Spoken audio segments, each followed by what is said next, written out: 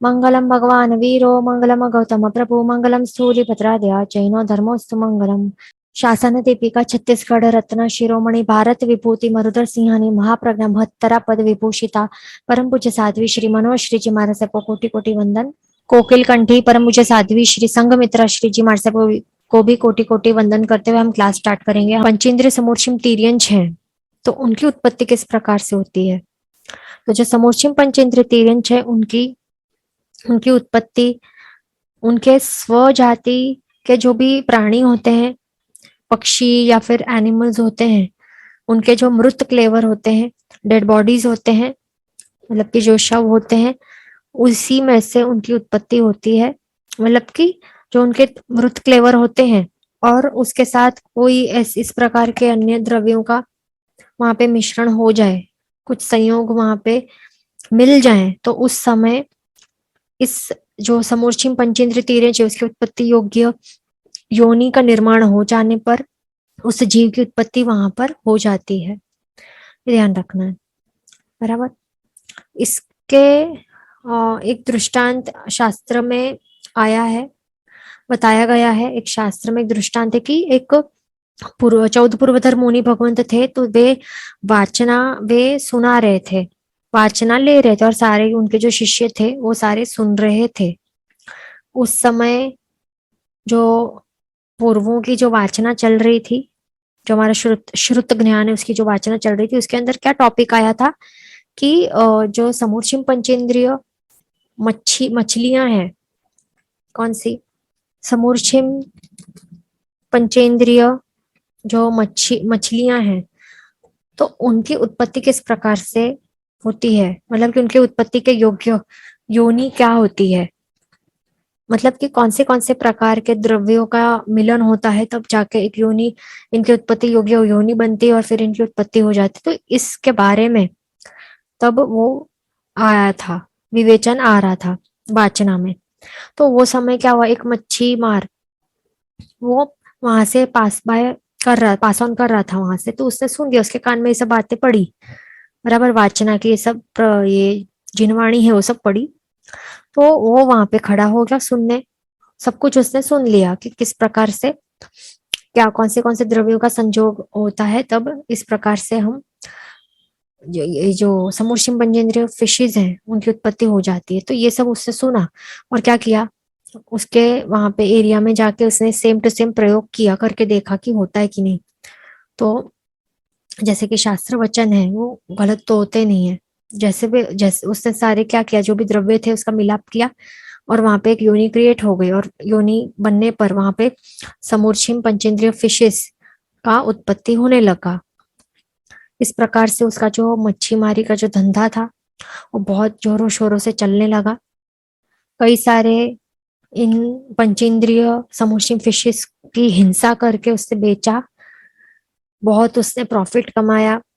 तो इतना खुश होने लगा और उसको लालच उसमें बढ़ गई, और इसमें लालच आ गई और लालच बढ़ गई, उस कारण उसने क्या किया, इन गुरु भगवंत के पास वो गया और अत्यंत खुशी से वो कहने लगा, खुश होके, कि आपने जो मुझे ये सब बताया था कि फिश समूर्छिम पंच मतलब ये जो फिशेज है उनकी उत्पत्ति किस प्रकार से हो सकती है, तो मैंने वो सब प्रयोग किए, सब द्रव्यों का मिश्रण किया, तो सच में ये पंचेंद्रिय फिशेस जो है, फिश मछलियां इतनी सारी उत्पन्न होने लगी और मेरा धंधा जो है, बिजनेस मच्छी मारी का बहुत ज्यादा अच्छा चल रहा है। पर अभी मुझे ऐसा कुछ उपाय दो कि वो और इजीली हो पाए और बहुत ज्यादा प्रमाण में हो सके। तो ये सब सुन के गुरु भगवान थे, पूर्वधर मुनि भगवान थे, उनको तो घोर आघात लग गया कि मेरे मेरे कारण इतनी सारी ये पंचेंद्रिय समूची फिशेस की हत्या इसने की है, ये सब का निमित्त मैं हूँ, ये सब का पाप का भागीदार मैं भी बनने वाला हूँ। इतना उनको आघात लगा, मेरे कारण इतने सारे जीवों की हत्या हो रही है, और ये व्यक्ति जो है ये किसी प्रकार से मानने वाला है नहीं, ये सब बंद नहीं करने वाला है, इसका मच्छी मार का धंधा, और वो आगे जाके उसके पुत्र को भी ये सिखाएगा, और ये जो है वंश परंपरा से चलता जाएगा, और सारा का सारा जो पाप है पंचेंद्र जीवों की हत्या का, वो सारा मेरे माथे आने वाला है, मुझे लगने वाला है। तो इस कारण फिर पूर्वधर मुनि ने क्या किया, एक उपाय किया, उस कारण फिर बाद में क्या हुआ कि वो जो है मच्छी मार, मतलब वो जो है वो हिंसा बंद हो गई। तो इस प्रकार से एक दृष्टांत भी है कि बताया गया है कि किस प्रकार से सच में समोचिम फिशेस, पंचेंद्र फिशेस की उत्पत्ति, या फिर कोई भी, सिर्फ फिशेस नहीं, कोई भी पंचेंद्र तीरंज की कौन से उत्पत्ति योग्य सर्कमस्टेंसेस होते हैं, योनि कैसे होती है। तो वैसे मिल मिल जाने पर ये सच में ये सब जो पंचेंद्र तीरंज है, समोचिम पंचेंद्र तीरंजों की उत्पत्ति हो जाती है। और वो भी हमें पता नहीं लगेगा कि ये समूर्छिम है और ये गर्भज है, तो हम डिफ्रेंशिएट भी नहीं कर पाएंगे देखकर। देखने में वैसे ही लगने वाले लगेंगे वो, साइज में और सब कुछ सेम लगेंगे, हमें पता भी नहीं चलेगा। कोई ज्ञानी गुरु भगवंत हो तो उसे उन्हें उनको पता लग सकता है, पर हमें नहीं। तो ये हमने समझ लिया। आगे अभी हम क्या करेंगे, समुच्चयम। हमने ये देख लिया कि समुच्चयम तीर्यंच जो है, एक इंद्र से लेकर पंचेंद्र सबके उत्पत्ति किस प्रकार से होती है, ये सब हमने समझ लिया। अब हम क्या देखेंगे नेक्स्ट पॉइंट की, अभी जो गर्भज जीव हैं उनकी उत्पत्ति किस प्रकार से होती है, कौन से 3 प्रकार से होती है, वो हम समझेंगे। तो गर्भज जीवों की उत्पत्ति कहाँ होती है, गर्भ में होती है। गर्भ यानी कि गर्भ, ये शब्द का मतलब है कि अंदर का भाग, मतलब कि शरीर के अंदर का भाग, वहां पर जीव की उत्पत्ति होती है। वहां पे आत्मा आता है और वहां पे खुद का शरीर सब बनाता है, आहार ग्रहण करने के बाद इंद्रियों बाकी सब बनाता है, और वहां पे इस प्रकार से पूरा शरीर बनाता है, ये सब बनाता है, और फिर वहां पे कुछ समय तक वे वहीं पे न्यूट्रिशन सब ग्रहण करता है। और फिर बाद में थोड़ा आफ्टर सम टाइम, कुछ दिवस के या फिर कुछ महीनों बाद क्या होता है, इसका जन्म होता है। तो इस प्रकार के जन्म को गर्भज जन्म कहलाया जाता है।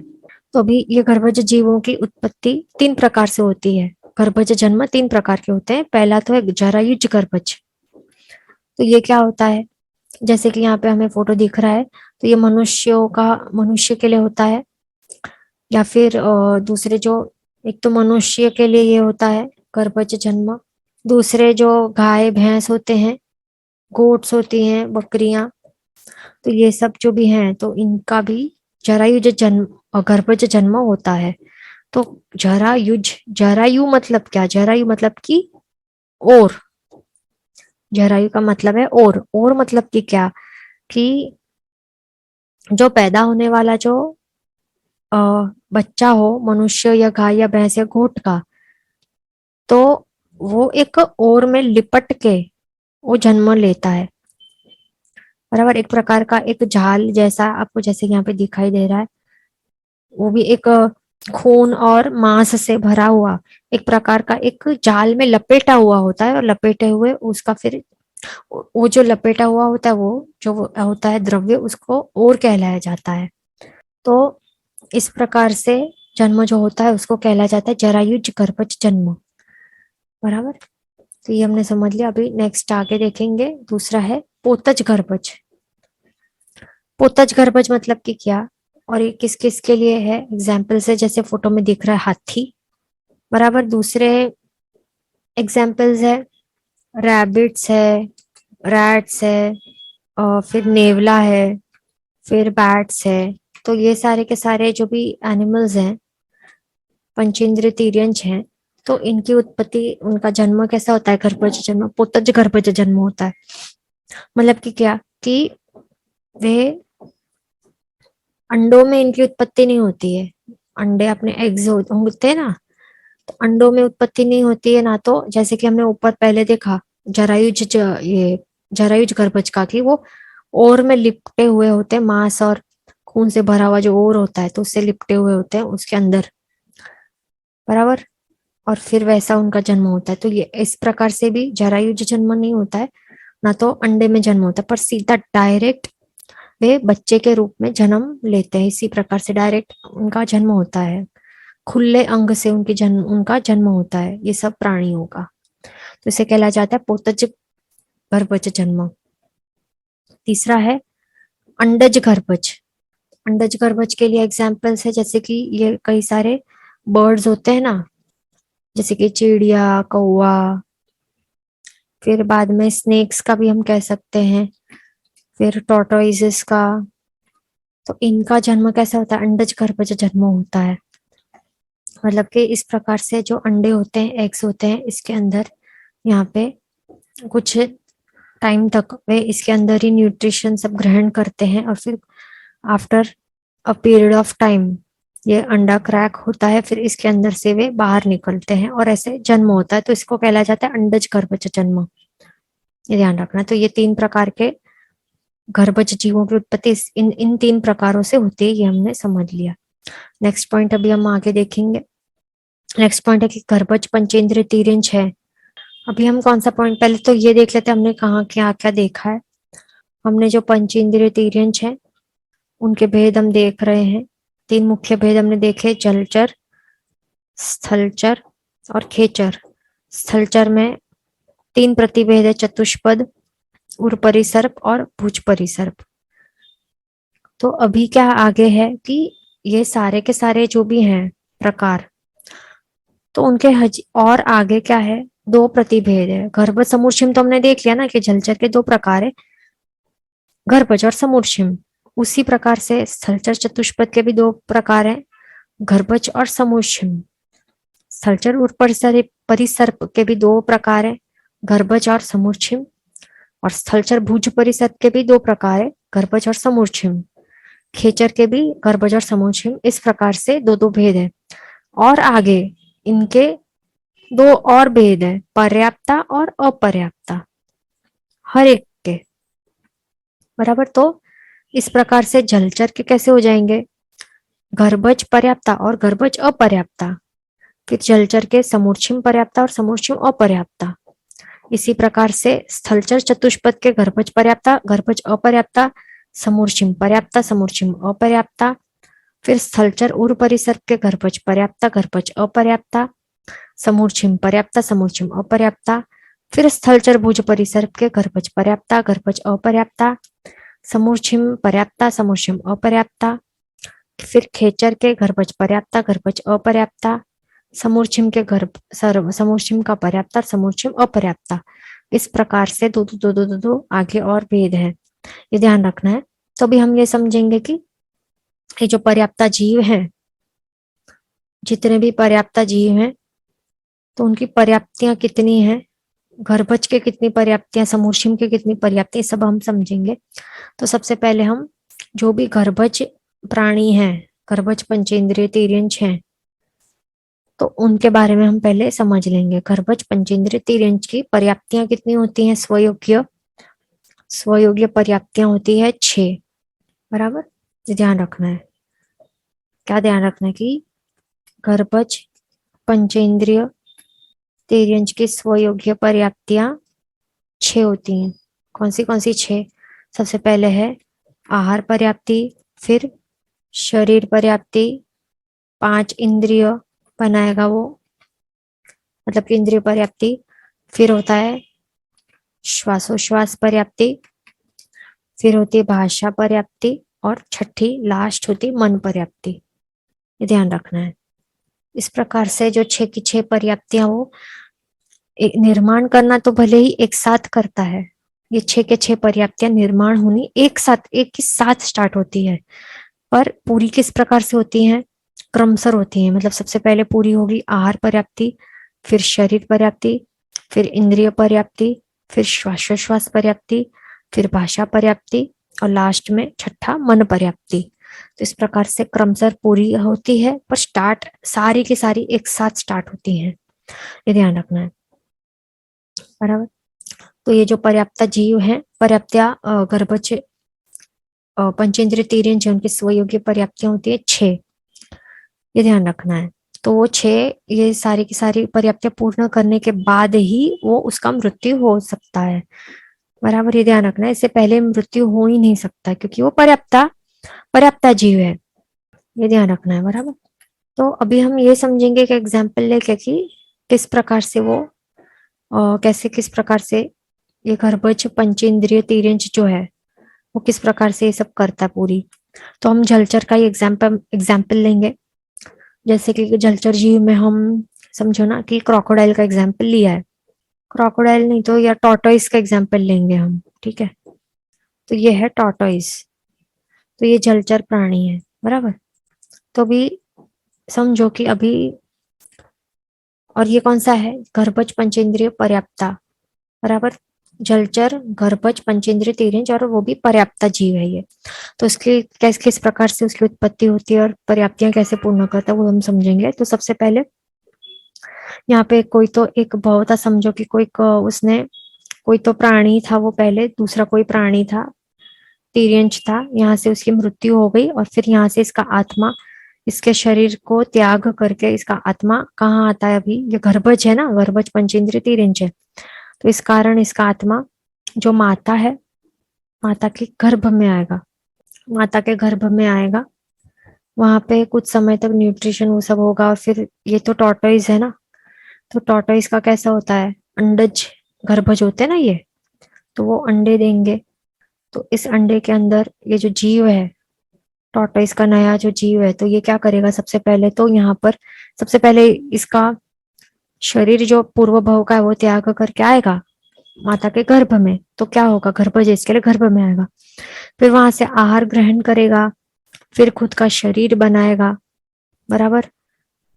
5 इंद्रियां, फिर मतलब वो कुछ समय बाद फिर वो जो ये अंडज, ये अंडा है ना ये, बराबर, तो ये अंडे देते हैं, तो इस कारण अंडज गर्भज जन्म होगा।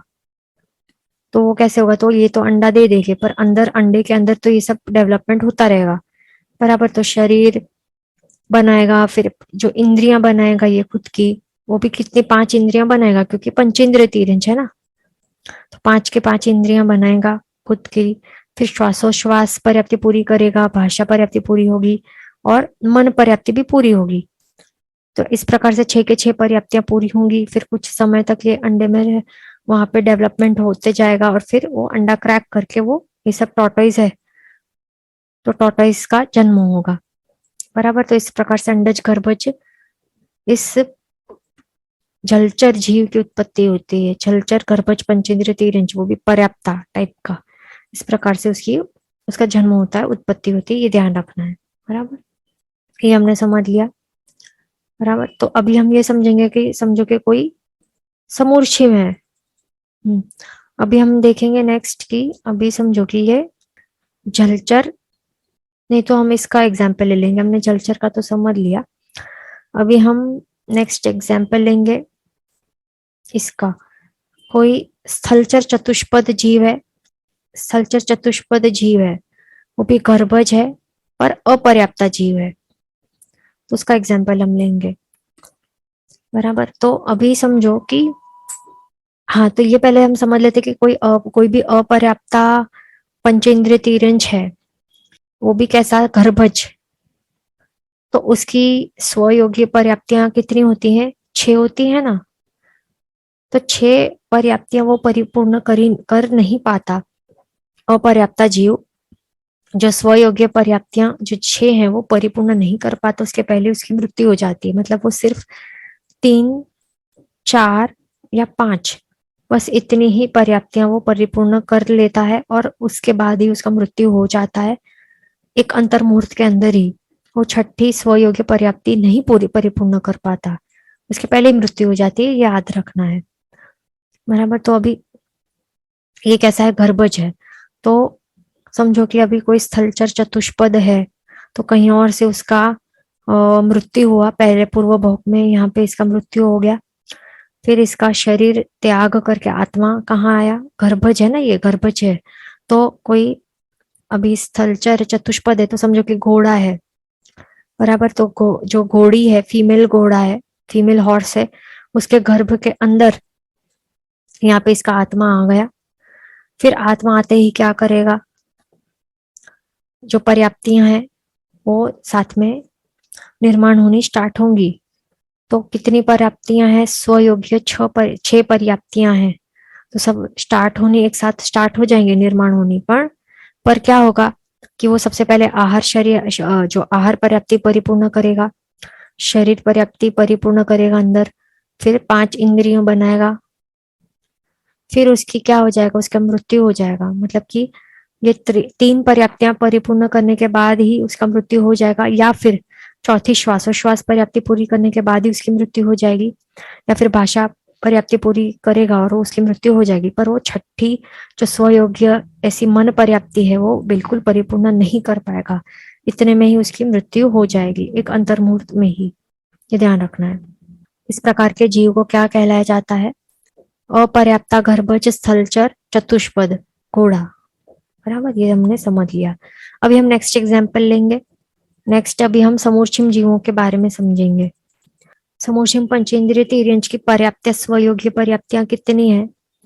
5 होती है। क्यों 5 होती है? क्योंकि ये क्या है, समूर्छिम जीव जो होते हैं उनका हमें एकदम याद रखना है कि वे कैसे होते हैं, असंगनी होते हैं। जो असंगनी होते हैं, असंगनी यानी कि उनके पास मन पर्याप्ति होती ही नहीं है, मन ही नहीं होता है, अल्प विकसित मन होता है, पूर्ण रूप से विकसित नहीं होता मन। इस कारण उनको असंगनी जीव कहलाया जाता है। मन ही नहीं होता है, मन नहीं होता तो मतलब मन की पर्याप्ति भी परिपूर्ण नहीं कर पाएगा। मतलब वो जीव की स्वयोगी पर्याप्तियां कितनी होती हैं? 5 ही होती हैं, आहार, शरीर, इंद्रिय, श्वासोश्वास और भाषा, ये ध्यान रखना है। बराबर। तो अभी हम एग्जाम्पल देख रहे हैं किसी पर्याप्ता समूर्छिम पंचेंद्रिय तिर्यंच का। तो हम समझो कि एग्जाम्पल लेंगे किसी उर परिसर्प जीव का। स्थलचर उर परिसर्प पर्याप्ता समूर्छिम पंचेंद्रिय जीव का। तो उर परिसर्प मतलब कि हम सांप का एग्जाम्पल ले सकते हैं। तो कोई भाव परिपूर्ण करने के बाद ये शरीर को त्याग करके आत्मा निकल के आएगा, कहाँ आएगा? अभी ये है समूर्छिम जीव है, बराबर।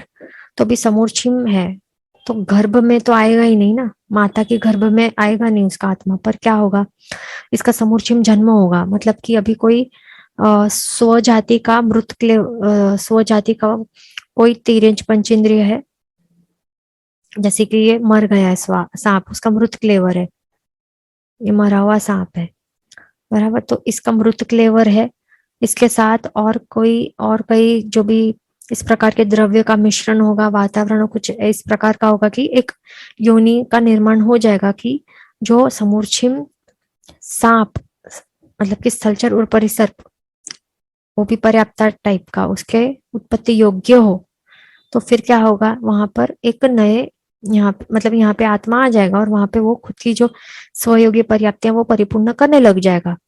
यहाँ से सब द्रव्य इकट्ठा करके, मतलब कि यहाँ से आहार ग्रहण करेगा आत्मा, आहार पर्याप्ति पूरी करेगा, फिर शरीर बनाएगा, बराबर। कभी भी जीव नया शरीर बनाता है, ये ध्यान रखना है। ऐसा नहीं होता कि वो जो ये शरीर है मृत क्लेवर है तो उसको ही अपना बना दिया, ऐसा नहीं होता है। नया सांप का शरीर बनाएगा, 5 इंद्रियां बनाएगा, क्योंकि पंचेंद्रिय जीव है। श्वासोश्वास पर्याप्ति पूरी करेगा, भाषा पर्याप्ति पूरी करेगा, पर ये क्या है, समूर्छिम जीव है, खास ध्यान रखना है। समूर्छिम जीव है, इसके लिए वो छठी ऐसी मन पर्याप्ति है तो है ही नहीं उसकी स्वयोग्य, तो बनाएगा ही नहीं, मतलब सिर्फ स्वयोग्य 5 पर्याप्तियां ही परिपूर्ण करेगा, बराबर। और फिर बाद में जितना आयुष्य होगा उतना आयुष्य भोगने के बाद फिर उसकी मृत्यु जब होनी है तब हो जाएगी, ये ध्यान रखना है। तो ये हमने देख लिया कि समूर्छिम पर्याप्त समूर्छिम स्थलचर और परिसर्प का एग्जाम्पल कैसे होता है। अभी हम नेक्स्ट एग्जाम्पल देखेंगे अपर्याप्ता जीव का।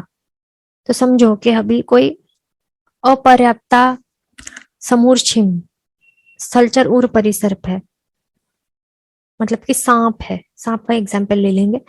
तो यहाँ से अभी उसका पूर्व भाव है, वहां से उसका आयुष्य पूरा हुआ, वहां से वो शरीर त्याग कर उसका आत्मा आया, कहाँ पे आएगा, जहां पर उसकी योनि बनी है, उत्पत्ति योग्य योनि बनी है। तो वो कैसी योनि है, ये समूर्छिम जीव है। तो ये समूर्छिम जीव की योनि कैसी होगी, वो स्वयोग्य जो स्वयोग्य गर्भज पंचेंद्रिय तिर्यंच होगा, मतलब कि सांप, गर्भज सांप होगा, तो उसका मृत क्लेवर होगा, मतलब कि डेड बॉडी के साथ कई अन्य कुछ द्रव्य होंगे इस प्रकार के, जिन द्रव्यों का मिश्रण होने पर एक उसके जो समूर्छिम सर्प की उत्पत्ति योग्य योनि बन गई है, क्रिएट हुई है, निर्माण हुई है। तो वहां पर ही ये आत्मा आएगा और आत्मा वहीं से आहार ग्रहण करेगा, फिर आहार पर्याप्ति पूरी करेगा, शरीर पर्याप्ति पूरी करेगा, खुद का नया शरीर बनाएगा, 5 इंद्रियां परिपूर्ण करेगा, फिर तभी उसकी मृत्यु हो जाती है। बराबर, मतलब 3 पर्याप्तियां पूरी करने के बाद ही उसकी मृत्यु हो जाती है, या फिर श्वासोश्वास चौथी पर्याप्ति परिपूर्ण करेगा और वही उसकी मृत्यु बाद में हो जाती है। मतलब कि वो जो स्वयोगी 5 पर्याप्तियां हैं, मतलब कि जो स्वयोगी 5वीं भाषा पर्याप्ति वो परिपूर्ण नहीं कर पाएगा, उसके पहले ही मृत्यु हो जाएगी। अब 3 या 4 पर्याप्तियां ही पूरी कर पाएगा, उसके बाद ही उसकी मृत्यु हो जाएगी। जो स्वयोगी 5 की 5 5th पर्याप्ति वो परिपूर्ण नहीं कर पाएगा, क्योंकि वो अपर्याप्ता जीव है। खास ध्यान रखना है। तो इस प्रकार से हमने समझ लिया कि कैसे किस प्रकार से ये सब की जीवों की उत्पत्ति होती है, कैसे क्या होते हैं, पर्याप्तियां सब समझ लिया। बराबर, अभी हम आगे क्या नेक्स्ट पॉइंट में देखेंगे कि ये जो पंचेंद्रिय तिर्यंच है उनके टोटल 20 भेद किस प्रकार से होते हैं। तो ये तो हमने हर एक चीज समझ ली। तो अभी पंचेंद्रिय तिर्यंच के कितने 20 प्रकार होते हैं टोटल, ये ध्यान रखना है। तो सबसे पहले है जलचर। मुख्य भेद है जलचर। तो जलचर के कितने प्रकार होते हैं? गर्भज पर्याप्ता, गर्भज अपर्याप्ता, तो 2। फिर समूर्छिम पर्याप्ता, समूर्छिम अपर्याप्ता, वो भी 2। तो टोटल कितने हुए जलचर के प्रकार? 4 हुए। इसी प्रकार से स्थलचर चतुष्पद के टोटल 4 प्रकार हैं। गर्भज पर्याप्ता, गर्भज अपर्याप्ता, फिर समूर्छिम पर्याप्ता, समूर्छिम अपर्याप्ता 2। फिर आता मतलब टोटल 4 हो गए। फिर आता है स्थलचर उर परिसर्प, उसके भी टोटल 4 प्रकार हैं। गर्भज पर्याप्ता, गर्भज अपर्याप्ता 2, समूर्छिम पर्याप्ता, समूर्छिम अपर्याप्ता 2। तो टोटल हुए 4 भेद। फिर आगे है स्थलचर भुज परिसर्प, उसके भी टोटल 4 प्रकार हैं। गर्भज पर्याप्ता, गर्भज अपर्याप्ता 2, समूर्छिम पर्याप्ता, समूर्छिम अपर्याप्ता 2, टोटल 4 प्रकार। फिर है खेचर का भेद। तो खेचर के भी कितने टोटल 4 प्रकार हैं। गर्भज पर्याप्ता, गर्भज अपर्याप्ता 2, समूर्छिम पर्याप्ता, समूर्छिम अपर्याप्ता 2। इस प्रकार से टोटल 4 प्रकार है। तो अभी ये सबको हम एडअप करेंगे तो कितना होगा? 4 5 6 7 8 9 10 11 12 13 14 15 16 17 18 19 20। तो टोटल कितने हुए कुल भेद पंचेंद्रिय तिर्यंचों के? 20। बराबर। अभी जलचर के कितने टोटल प्रकार हैं? 4 हैं। खेचर के भी टोटल 4 प्रकार हैं। पर अभी क्वेश्चन है कि स्थलचर जीवों के कुल कितने प्रकार हैं? तो 4 3 12 आएगा। बराबर, टोटल स्थलचर के 12 प्रकार हैं। तो 4 + 12 + 4 = 20। तो ये आपको हम सभी को याद रखना है, ये ध्यान रखना है। बराबर, तो हमने ये समझ लिया कि किस प्रकार से कितने कितने प्रकार होते हैं जीवों के। तो हमने तिर्यंच गति संपूर्ण रूप से पूरी कर ली है, सीख ली है। तिर्यंच गति में कौन कौन आते हैं? जो 22 स्थावर एक इंद्रिय हैं, ये सारे के सारे समूर्छिम तिर्यंच हैं, ये एकदम याद रखना है। बराबर, ये सारे 22 स्थावर एक इंद्रिय सब ये समूर्छिम तिर्यंच हैं। फिर आते हैं विकलेंद्रिय, 6 प्रकार के विकलेंद्रिय, ये सारे के सारे भी कौन है? समूर्छिम तिर्यंच हैं। बराबर, फिर आते हैं तिर्यंच, वो भी कैसे? पंचेंद्रिय तिर्यंच। पंचेंद्रिय तिर्यंच के 20 प्रकार ये हमने देखे आज। तो इसमें सिर्फ समूर्छिम नहीं पर गर्भज समूर्छिम दोनों प्रकार है, गर्भज समूर्छिम दोनों प्रकार के हैं। तो ये टोटल है 20। तो टोटल कितने हुए? टोटल तिर्यंच कितने हुए फिर? स्थावर एकेंद्रिय के 22, फिर विकलेंद्रिय के 6 प्लस पंचेंद्रिय तिर्यंच के 20। तो टोटल कितने हुए? 48। तो टोटल तिर्यंच के भेद कितने हैं? संपूर्ण जीवों के कितने? 563 भेद हैं। तो 563 भेद में से तिर्यंचों के 48 प्रकार हैं, टोटल 48 भेद हैं, ये खास ध्यान रखना है। बराबर, तो हमने टोटल पूरा का पूरा तिर्यंचों का 48 प्रकार देख लिए। नारकी के भी हमने टोटल 14 प्रकार देख लिए। अब बाकी हमारे क्या रहे? सिर्फ मनुष्य और देव और मुक्त जीव, बस इतने हमारे बाकी हैं। अभी हम देखना चालू करेंगे। हाँ, अभी दूसरा एक पॉइंट हम ये भी देखेंगे कि जो पंचेंद्रिय तिर्यंच है वो कहाँ कहाँ पाए जाते हैं।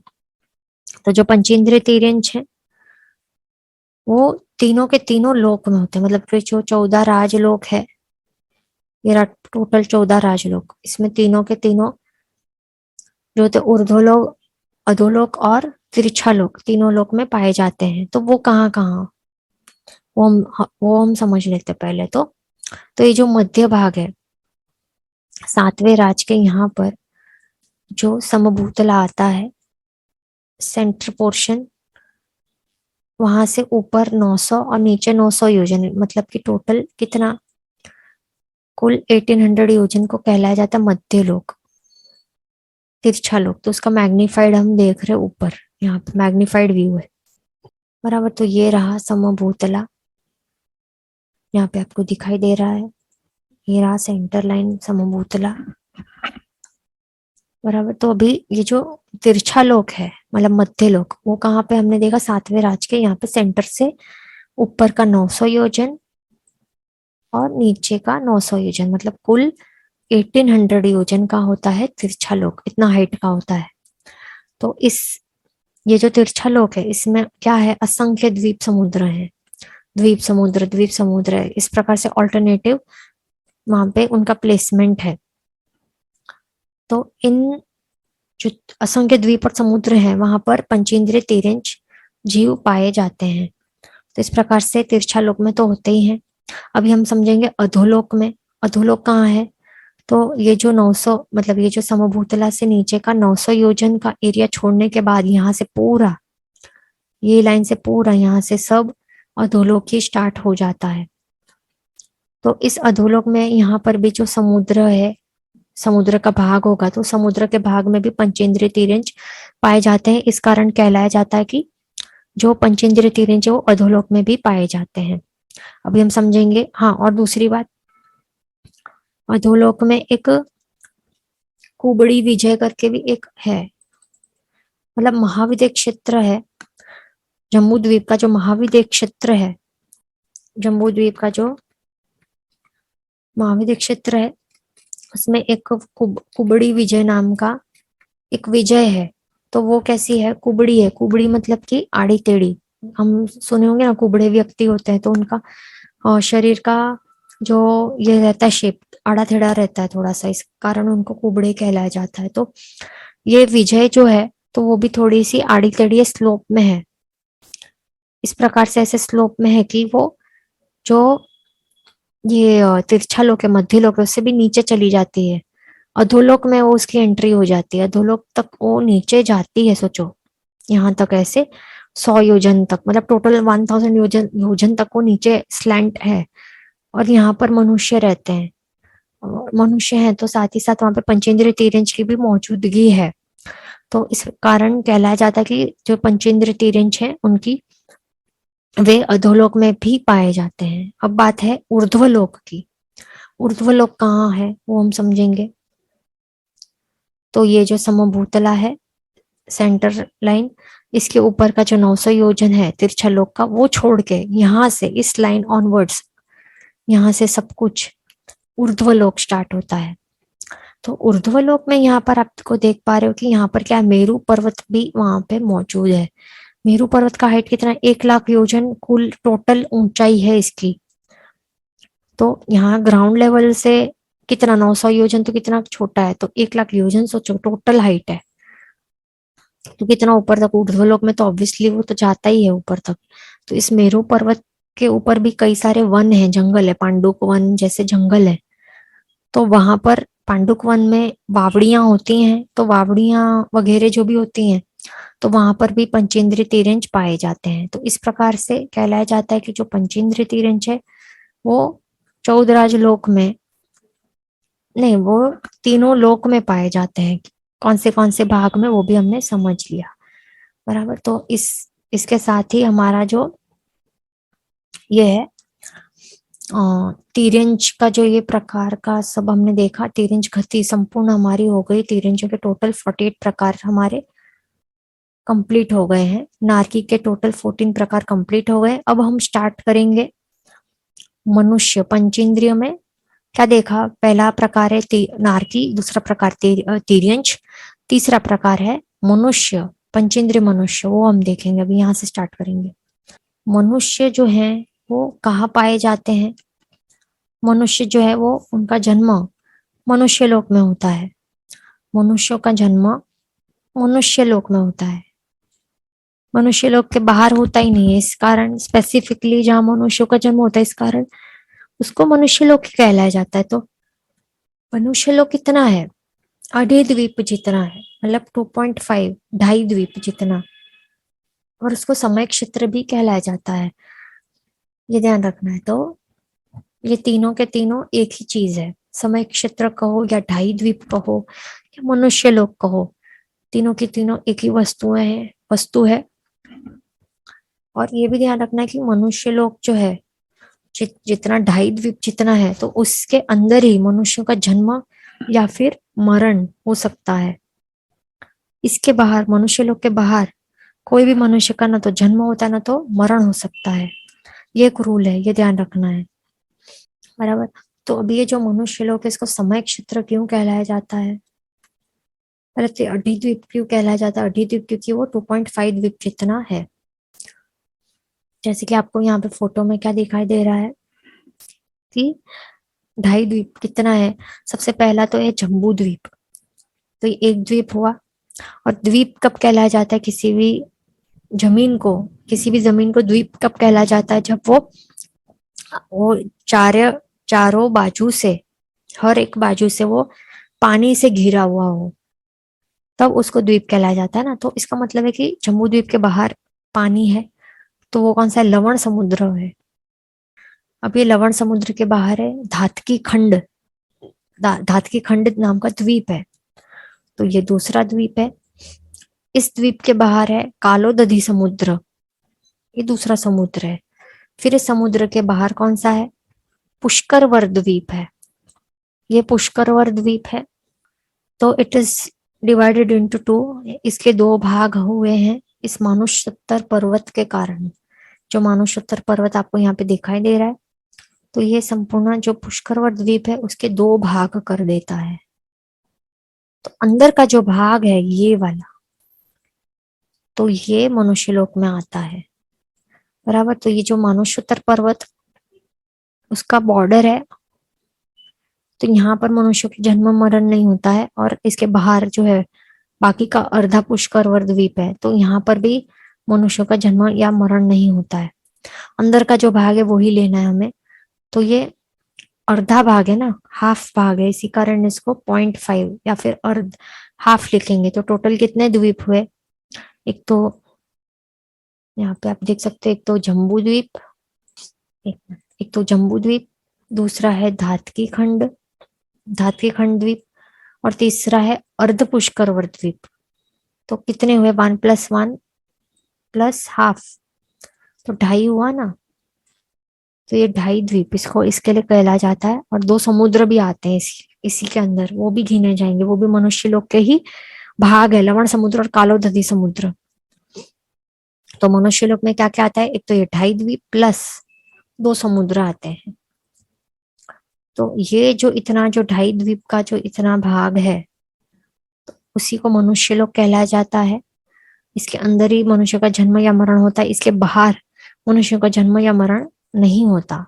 दूसरी बात, ये जो जम्बू द्वीप का सेंटर भाग है, यहाँ पे मेरू पर्वत होता है।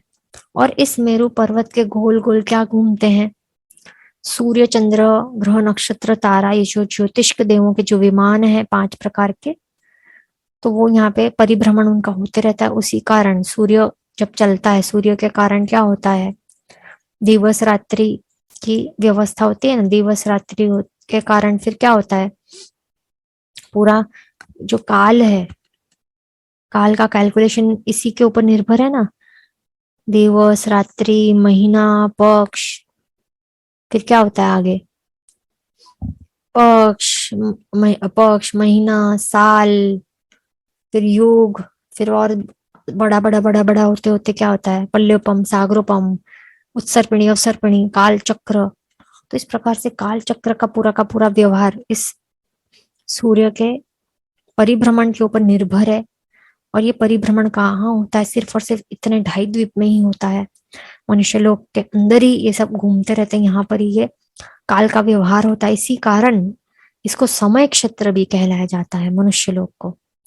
पर ये जो ढाई द्वीप है इसके बाहर जो है जितने भी सूर्य चंद्र है असंख्य, तो उनका वो होते तो हैं बराबर, सूर्य चंद्र ग्रह नक्षत्र तारा सब होते हैं। ज्योतिष पर वो किस प्रकार के होते हैं? अचर होते हैं, मतलब कि स्थिर होते हैं। जिस मतलब यहाँ पर सूर्य तो यहीं पे है, वो घूमेगा ही नहीं, परिभ्रमण है ही नहीं उसका। तो इस कारण इतने एरिया में हमेशा लाइफ टाइम दिवस ही रहने वाला, दिन ही रहने वाला, और यहाँ पे रात्रि की रात्रि रहने वाली है, लाइफ फॉर एवर के लिए। ये ध्यान रखना है हमें, बराबर। तो इस कारण बाहर का एरिया है उसको समय क्षेत्र नहीं कहला जाता, बट सिर्फ अंदर का इतना भाग है उसको ही समय क्षेत्र कहला जाता है, खास ध्यान रखना है। तो इतना हमने समझ लिया, बराबर। तो अभी हम आगे क्या समझेंगे कि ये जो 14 राजलोक है, तो उसका हम थोड़ा सा समझ लेंगे कि जो 14 राजलोक है, थोड़ा सा तो हमने समझ ही लिया वैसे तो। सेंटर पोर्शन को मध्य लोक या फिर तिरछा लोक भी कहला जाता है। मध्य लोक क्योंकि मध्य में है, 14 राजलोक के सेंटर में है स्थित, इसके लिए इसको मध्य लोक कहलाया जाता है। ऊपर है ऊर्ध्वलोक और नीचे है अधोलोक, बराबर। ऊपर है ऊर्ध्वलोक, नीचे अधोलोक और सेंटर में मध्य लोक। इसको तिरछा लोक भी क्यों कहलाया जाता है? क्योंकि उसका विस्तार कैसा है? तिरछा विस्तार है। तिरछा विस्तार कैसा है? इतना जो डायमीटर है ना, ऐसा इतना, वो कितना है? एक राज का है। और उसकी ऐसे हाइट कितनी है? हाइट सिर्फ कितनी है? 1800 योजन, बस इतना सा हाइट है और इतना सा उसका लंबा विस्तार है। मतलब तिरछा विस्तार हुआ ना इसका, इस प्रकार का शेप है। जैसे आपको यहाँ पे दिखाई, यहाँ पे नहीं, यहाँ पे आपको दिखाई दे रहा है कि कैसा विस्तार है। देखो यहाँ पर 1800 योजन का हाइट, और इस यहाँ से यहाँ तक कितना है? एक राज का डायमीटर। तो इस प्रकार का इसका कैसा है एरिया? इतना है विस्तार, तिरछा विस्तार है। इस कारण इसको तिरछा लोक या फिर तिर्यक लोक भी कहलाया जाता है, खास ध्यान रखना है। अभी ये जो तिरछा लोक है, इसके सेंटर में मतलब स्टार्ट होता है, सबसे पहले एक द्वीप स्टार्ट होता है, फिर उसके बाहर होता है समुद्र, फिर द्वीप, समुद्र। इस प्रकार से ऑल्टरनेटिव अरेंजमेंट के साथ असंख्य द्वीप और समुद्र होते हैं, ये ध्यान रखना है। और सबसे सबसे सेंटर में क्या है? अपना मनुष्य लोग है। जैसे कि हमने इस फोटो में ये देखा, ये टॉप व्यू है, ऊपर से कोई हम देखना जाए हेलीकॉप्टर से, इस प्रकार से हमें ये दिखाई देगा, या फिर ये ध्यान रखना, सबसे सेंटर में आएगा मनुष्य लोग। इतने में आता है ना मनुष्य लोग, इतने में मनुष्य लोग सबसे सेंटर में आता है। फिर बाहर क्या है? द्वीप समुद्र, द्वीप समुद्र, द्वीप समुद्र, द्वीप समुद्र, इस प्रकार से होते रहेगा। तो ये भी हम समझ लेंगे कि इसका अरेंजमेंट कैसा है। तो सबसे पहले सबसे अंदर है जम्बू द्वीप। तो हमें एक बात ध्यान रखना है कि जैसे कि यहाँ पे ऐसे जम्बू द्वीप इस प्रकार का थाली जैसा गोल है ना, तो फिर उसका जो ये डायमीटर है, तो 1 लाख योजन डायमीटर है, तो उसको कहला जाता है वृत्त विष्कंभ। मतलब ऐसा कोई भी सर्कुलर वस्तु है, होती है थाली जैसी, जैसे कि जम्बूद्वीप का शेप है, इस प्रकार का है ना जम्बूद्वीप का शेप, तो उसका डायमीटर जो मापना हो, तो यहाँ से यहाँ तक आप मापोगे, उसको कहला जाएगा वृत्त विष्कंभ। विष्कंभ ये शब्द का मतलब है डायमीटर। पर अभी कोई बंगली जैसी वस्तु हो, जैसे कि ये लवण समुद्र है, धातकी खंड, कालोदधी समुद्र, पुष्कर द्वीप, हर एक यहाँ पे जो बंगली जिसके कंगन के शेप के समुद्र द्वीप हैं, तो उनका आपको डायमीटर को का गिनना है। तो आप कैसे गिनोगे? यहाँ से यहाँ तक गिनोगे, यहाँ से यहाँ तक, यहाँ से यहाँ तक कितना है? 2। लवण समुद्र का विष्कंभ कहलाया जाएगा, वो भी कौन सा विष्कंभ? चक्रवाल विष्कंभ, बराबर। तो जम्बू द्वीप का होता है वृत्त विष्कंभ, और जो कंगन के शेप के जो भी होते हैं वस्तुएं, उनका डायमीटर कहलाया जाएगा चक्रवाल विष्कंभ। तो ये चक्रवाल विष्कंभ जो है वो यहाँ से यहाँ तक 2 लाख 2 लाख योजन डायमीटर है। यहाँ से भी 2 लाख 2 लाख, जहां से गिनोगे आप। धातकी खंड का कितना है चक्रवाल विष्कंभ? यहाँ से यहाँ तक का 4 लाख, 4 लाख योजन डायमीटर, 4 लाख योजन, 4 लाख 4 लाख, इस प्रकार से हर एक का यही समझना है। जैसे कि हमने यहाँ पे दिखाया है कि पुष्करवर द्वीप का 16 लाख योजन है, तो फिर कैसे गिनोगे यहाँ से यहाँ तक 16 16 16, तो वो चक्रवाल विष्कंभ कहलाया जाता है। तो वो हर एक के लिए यही समझना है। फिर बाहर है पुष्करवर समुद्र 32 लाख योजन डायमीटर। तो आप यहाँ पे क्या देख सकते हो कि सब डबल डबल डबल हो रहा है ना, 2 2 4 8 8 2 से 16 16 2 32, इस प्रकार से डबल डबल डबल डबल सब होते जा रहा है, सब डबल होते जा रहा है यहाँ पर यहाँ पे आपको देखना है कि यहाँ पे पुष्करवर द्वीप है, तो उसके बाहर जो है समुद्र, उसका भी नाम देखो सेम है, पुष्करवर ही है, फिर समुद्र, फिर उसके आगे है वरुणवर द्वीप, तो नाम फिर उसके बाहर सेम नाम का वरुणवर समुद्र है, 64 लाख योजन का है, तो ये 128 लाख योजन का है, तो डबल डबल होते जा रहा है। फिर बाहर है क्षीरवर द्वीप, फिर है क्षीरवर समुद्र, ये भी डबल डबल होते जा रहा है। फिर घृतवर द्वीप, घृतवर समुद्र, फिर इसके बाहर क्या है इक्षुवर द्वीप और इक्षुवर समुद्र, फिर उसके बाद नंदीश्वर द्वीप और नंदीश्वर समुद्र। तो नंदीश्वर द्वीप भी बहुत ज्यादा फेमस है ना। इस नंदीश्वर द्वीप पे शाश्वता जैन और शाश्वता जिन ये चैत्य हैं, और कोई भी किसी भी प्रकार का प्रभु का कल्याण होता है तो वहां पर सारे के सारे देवता वहां पे नंदीश्वर द्वीप पर जाके क्या करते हैं, अट्ठाई महोत्सव करते हैं वहां पर, और शाश्वता जैन चैत्य पे वहां पे सब महोत्सव करते हैं। वहां पे कई सारे जंगाचारण गुरु भगवंत होते हैं, वो भी यहाँ पे यहाँ से उड़ के मनुष्य लोग से बाहर जाके नंदीश्वर द्वीप में वहां पे इन जैन शाश्वता जिन चैत्य है उनका उनका दर्शन करने भी जाते हैं। तो यहाँ पे आपको लगता होगा कि क्या मनुष्य बाहर जा सकते हैं, तो हाँ जा सकते हैं, हम भी जा सकते हैं। हमारा कोई देव देव इस प्रकार से हमारा कोई मित्र देव हो, तो वो चाहे तो फिर वो पॉसिबल हो सकता है, और हमारा भी पुण्योदय हो तो वो हमें लेके जा सकता है वहां। तो उस प्रकार से हमारा वहां पे दर्शन हो सकता है, दर्शन पूजा सब हम कर सकते हैं। पर बस इतना एक नियम है कि वहां पे हमारा मृत्यु नहीं हो सकता है, क्योंकि रूल क्या है कि मनुष्य लोक के बाहर किसी भी मनुष्य का जन्म या मृत्यु इम्पॉसिबल है, हो ही नहीं सकता है। इस कारण जो मृत्यु होना होगा तो हमारा ऑटोमेटिकली यहाँ पे आना हो ही जाएगा मनुष्य लोक के अंदर, फिर वही मृत्यु होगा, पर बाहर नंदीश्वर द्वीप वगैरह वहां नहीं हो सकता है, ये ध्यान रखना है। आगे नेक्स्ट है अरुण द्वीप। एक मिनट, हाँ, दूसरी और एक खास बात ये भी हम समझ लेंगे कि जो लवण समुद्र है उसका स्वाद कैसा है, नमक जैसा है, नमकीन स्वाद है। कालो दधी जो है उसका कलर कैसा है, काला कलर है उसका, और उसका पानी कैसा है, जो बारिश का पानी होता है ना उसका टेस्ट उसके टेस्ट जैसा रहता है, पर कलर होता है काला। तो आपको ये समझना है कि हमारे यहाँ पे जो हम देख रहे हैं यहाँ पे जो ओशंस है तो वो कैसा नमकीन रहता है, लवण समुद्र जैसा नमकीन होता है ना। पर यहाँ पर जो कालो दधी है तो वो पूर्व बारिश के पानी जैसा स्वाद वाला काला पानी रहता है। फिर ये पुष्करवर द्वीप है, पुष्करवर समुद्र, ये भी नॉर्मल पानी जैसा है। पर ये जो वरुणवर द्वीप है ना उसका स्वाद, अरे वरुणवर समुद्र है उसका स्वाद कैसा है इस पानी का, बहुत ही ज्यादा सब सुगंधित द्रव्यों के साथ मिश्रित मदिरा के जैसा स्वाद वाला है ये वरुणवर समुद्र। फिर एक क्षीरवर समुद्र, उसका स्वाद, ये तो सब पानी ही है, ये स्वयं वरुणवर समुद्र में जो पानी वो मदिरा नहीं है पर वो पानी ही है, पर उस पानी का टेस्ट ऐसा है सुगंधित द्रव्यों के साथ मिश्रित ये मदिरा जैसा।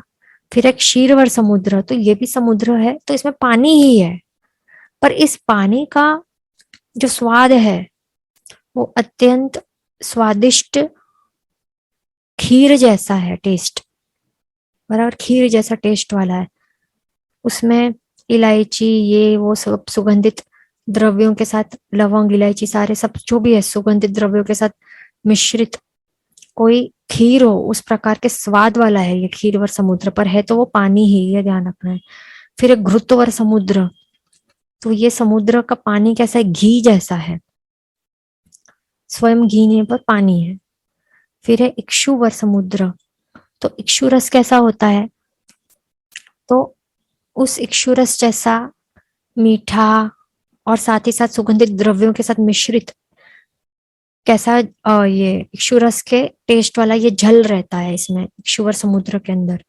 इसी कारण जब भी हमने क्या सुना है कि जब भी कोई भी भगवान का जन्म कल्याणक होता है तब भगवान को जो सौधर्मेंद्र आदि जो सौधर्मेंद्र क्या करता है, मेरु पर्वत पर यहाँ पर जो सिंहासन होता है वहां पर पधरा के वहां पे उनका जल अभिषेक सब करते हैं। तब सारे के सारे दूसरे देवताओं को आदेश देके वो आदेश देते हैं, तो वो देवता कहाँ से जल लेके आते हैं, ये सब क्षीरवर समुद्र से, घृतवर समुद्र से, इक्षुवर समुद्र, ये सब जो शुद्ध जल है ना, जो भी गंगा सिंधु मागध तीर्थ प्रभास ये सब जो भी तीर्थ है वहां से सब पानी लेके आते हैं, जल लेके आते हैं और फिर उस जल से प्रभु का अभिषेक होता है। ओके, यहाँ हमारा समय होने आया, हम नेक्स्ट क्लास में कंटिन्यू करेंगे। जिन वचन के विरुद्ध बोला गया हो तो मिच्छामि दुक्कडम। सर्वमंगल मांगल्यम सर्वकल्याण कारणम प्रधानम सर्वधर्माणम जैनम जयति शासनम। प्रणाम।